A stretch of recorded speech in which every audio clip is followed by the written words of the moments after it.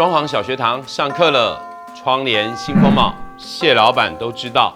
大家好，我是窗帘界的谢老板。上一集帮各位介绍很多的窗帘布，那这一集更深入的带各位来认识什么样是现在很流行的三明治布。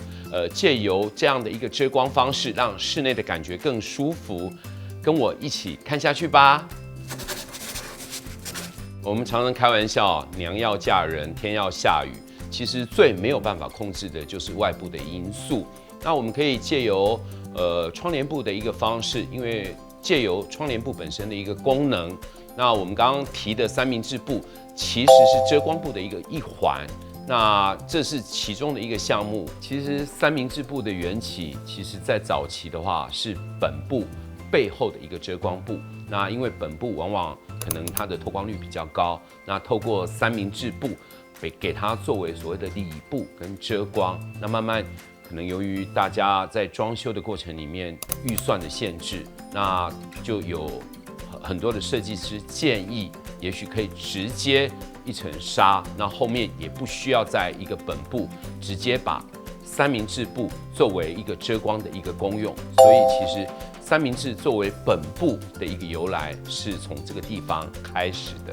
那什么是三明治布？就像我们吃的三明治一样，里面是一层黑纱，它的作用就是一个遮光，然后前后夹着我们所谓的面布。那透过这样的方式，让整体室内的遮光会更好，然后居住的品质也会更舒服。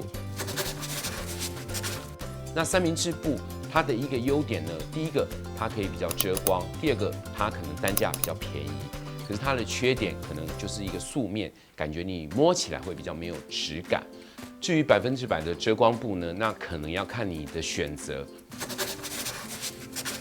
那我们在前几集有介绍所谓的软窗帘跟硬窗帘。那这一集我们介绍的三明治布，其实比较适合在所谓的落地帘或者是蛇形帘，那就是所谓的软窗帘，因为达到它要的一个遮光效果。那至于我们所谓的功能性窗帘的话，那谢老板建议，因为它两个是不一样的一个布性，所以如果我们在选择所谓的功能性窗帘的话，那可能就不适合所谓的三明治布。那我们不能控制外部的一个光线，那我们能做到的就是运用这些功能性的一个布，然后来让整个室内的光线是最适合生活、最舒服的。我刚刚也跟各位提过，我们不用像以前一样140、140这样一幅一幅的去接，你可以从头到尾是用一个无接缝的一个方式去呈现，那让你整体起来的蛇形或落地的效果更为完美，那让你里面的遮光比例更高，让你生活起来更为舒适。那一般市售的三明治布，就如同我讲，它是2层，中间加一个黑纱，所以有时候比较容易蓬松。蓬松的话，你在做蛇形帘的时候，你可能会觉得说它的顺畅度没有那么高。那第二个，它可能都1.4米，所以你不断要有一个接幅。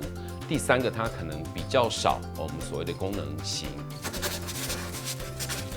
那至于比较专业型的三明治布，就如同我刚刚讲的，它的科技贴合跟传统的方式又更科技感，那更现代感，颜色选择也多，它的正面跟反面，那你可以有同样的一个色彩。第三个，有时候比较好专业型的三明治布的话，它上面还可以有一些图腾来让你做选择。那更重要的，就像我刚刚说的，它有防泼水的一个功能，所以你在清洗跟维护上，你会觉得更为方便。那我想，我们常说窗帘要怎么清洗？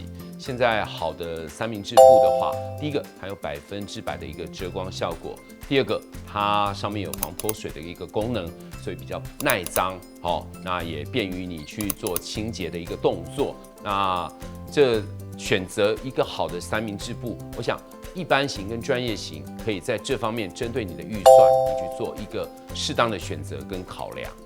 装潢小学堂下课喽！记得有任何问题要在下面留言。那下一集谢老板要带各位认识什么是有机能性的窗帘布，记得要订阅跟锁定哦。那也不要忘记开启小铃铛，拜拜。